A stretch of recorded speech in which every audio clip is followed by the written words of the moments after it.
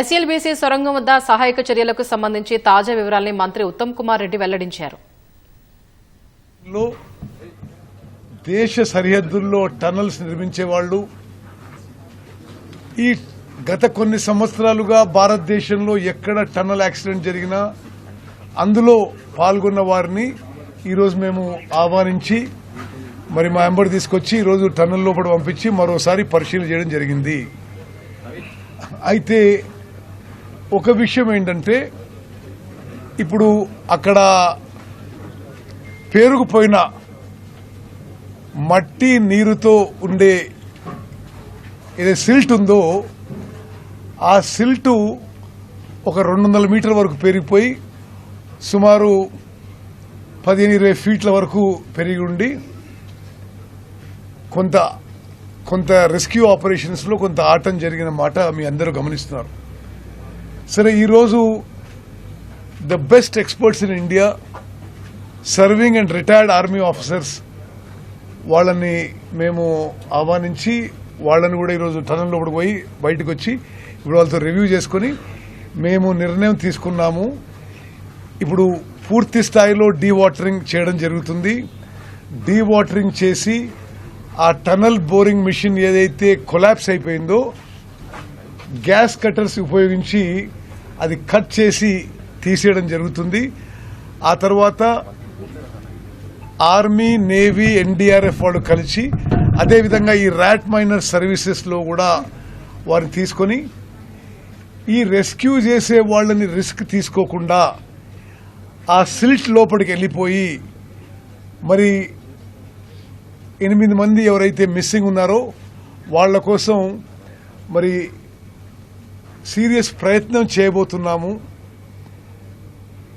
ఆ విషయంలో మొత్తం ఆపరేషన్ విషయం కూడా ఈరోజు మేమందరం గౌరవనీయులు వెంకటరెడ్డి గారు, గౌరవ పార్లమెంట్ సభ్యులు మల్లు రవి గారు, అనిరుద్ధ్ రెడ్డి గారు కూడా వచ్చినట్టు మేమందరం కూడా ఆర్మీ, నేవీ, ఎన్డీఆర్ఎఫ్, ఎస్డీఆర్ఎఫ్, మన స్పెషల్ చీఫ్ సెక్రటరీ అరవింద్ గారు, కంపెనీ జేపీ అసోసియేట్స్ అందరితో కూడా రివ్యూ, మన జిల్లా కలెక్టర్ గారు చాలా యాక్టివ్గా మంచి రోలు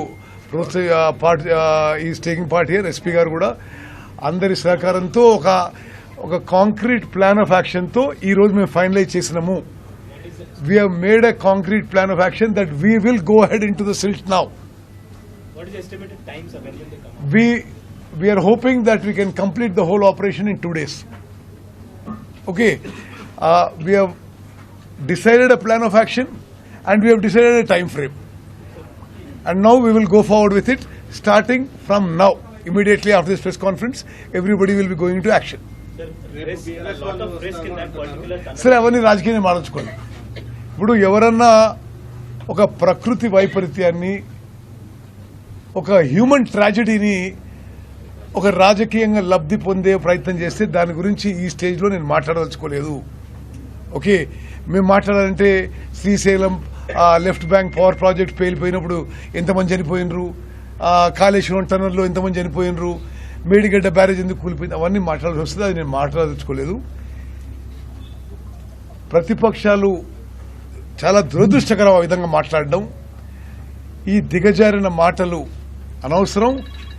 దేశ విదేశాల్లో ఉన్న బెస్ట్ టనల్ ఎక్స్పర్ట్స్ మేము ఇక్కడికి ఆహ్వానించి మేము కూడా మంత్రులను కూడా 24 గంటలు, సంఘటన జరిగిన 3 గంటల నుంచి ఇక్కడే ఉండి సూపర్వైజ్ చేస్తున్నాము.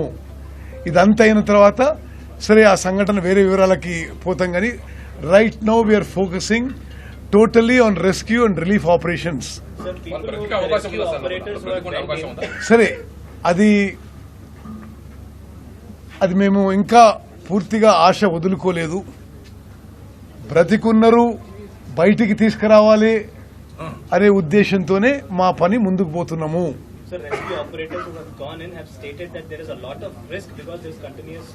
ఎస్, సో నిన్నటి వరకు ఇప్పటి వరకు లోపలికి పోయే వాళ్ళు కూడా రిస్క్ లో ఉంటారు అని చెప్పడం చెప్పింది. మేము ఒక 2 రోజులు ఈ రెస్క్యూ మిషన్స్ కొంత స్లో చేయడం జరిగింది. కానీ ఇప్పుడు ఈ రోజు వచ్చిన ఆర్మీ ఎక్స్పర్ట్స్తో మాట్లాడి ఫుల్ ఫ్లెడ్జ్గా రేపటి నుంచి రెస్క్యూ మిషన్లో అంటే ఇంకా వేగవంతంగా ముందుకు పోవాలని నిర్ణయం తీసుకున్నాము. అంటే కొన్ని we have assess the technical situation, assess the silt, water, what is the exact situation in the tunnel. ముందు నుంచి రెస్క్యూ మిషన్లో పూర్తిగా పనిచేస్తున్నాం. నిన్న ఒక రోజు వాళ్ళు అంటే ఈ రెస్క్యూకి పోయే వాళ్ళు రిస్క్లో పడతారంటే కొద్దిగా స్లో డౌన్ చేయడం జరిగింది. అది ఎట్లా కంట్రోల్ చేసుకోవాలి, how to minimise the risk and continue the rescue operations. We have decided now we will go forward from tomorrow. From now we will be working on an even faster speed to for all our rescue and relief operations. TBM తొలగిస్తున్నప్పుడు ముందుకు పోలేని పరిస్థితి అంటారు. Yes, దానికి కూడా వెనక భాగం TBM కూడా gas cutters, plasma cutters పెట్టి తీసేయాలని చెప్పి నిర్ణయం తీసుకున్నాము. Okay, thank you. ప్రాజెక్ట్